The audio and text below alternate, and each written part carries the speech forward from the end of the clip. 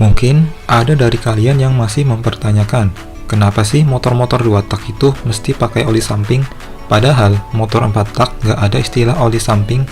Apa yang bikin mesin 2 tak ini harus diisi oli samping? Nah, di video ini kita akan membahasnya. Jadi, oli itu fungsinya sebagai pelumas, baik itu oli samping atau oli mesin itu sama aja.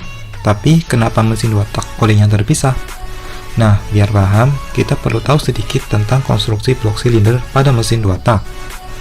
Blok silinder pada mesin 2 tak dan 4 tak itu sangat berbeda guys. Seperti yang kalian lihat ya, blok silinder pada mesin 4 tak itu mulus atau rata tanpa ada saluran apapun. Sementara blok mesin pada mesin 2 tak itu banyak lubangnya. Lubang-lubang ini digunakan sebagai tempat keluar masuk material pembakaran. Kalau pada mesin 4 tak, material seperti bensin dan udara itu keluar masuk lewat katup ini. Jadi, material pembakaran langsung terhubung ke ruang bakar. Hal ini berbeda dengan mesin 2 tak yang melibatkan ruang engkol dalam mekanisme pembakarannya. Kalau kita bahas bagaimana pembakaran pada mesin 2 tak, campuran udara dan bensin dari karbu itu nggak langsung menuju ke ruang bakar, melainkan terhisap masuk ke ruang engkol terlebih dahulu. Ketika piston gerak ke bawah, campuran udara tersebut akan terdorong masuk ke ruang bakar melalui saluran transfer ini. Setelah itu, pembakaran bisa terjadi. Karena mekanisme pembakaran mesin 2 tak itu melibatkan ruang engkol, maka di dalam ruang engkol ini juga harus bersih alias harus tidak ada olinya. Karena kalau ada olinya, pasti ini akan langsung terbawa oleh aliran udara ke ruang bakar, sehingga ini justru akan menguras oli dalam waktu yang singkat. Tapi kan namanya poros engkol dan silinder ini juga sangat memerlukan pelumasan. Oleh sebab itu, ada sistem pelumasan sekunder atau yang biasa kita sebut dengan oli samping.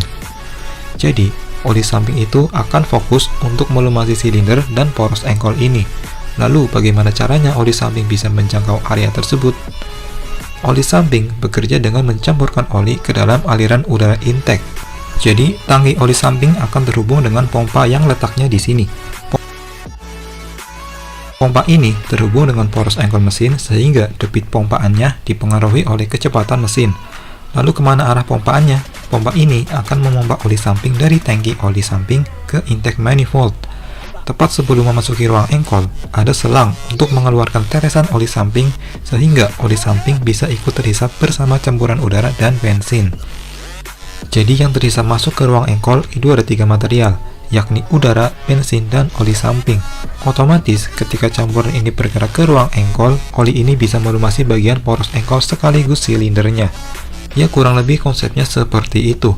Tapi mungkin ada yang bertanya juga, kalau oli samping ini terhisap bersama campuran udara, kenapa nggak langsung pakai oli mesin aja? Kenapa harus dipisah?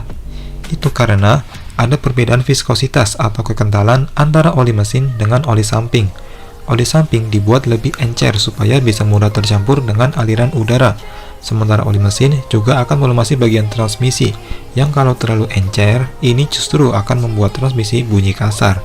Nah, itulah alasan mengapa mesin 2 tak perlu oli samping. Sekian, semoga bisa menambah wawasan kita semua.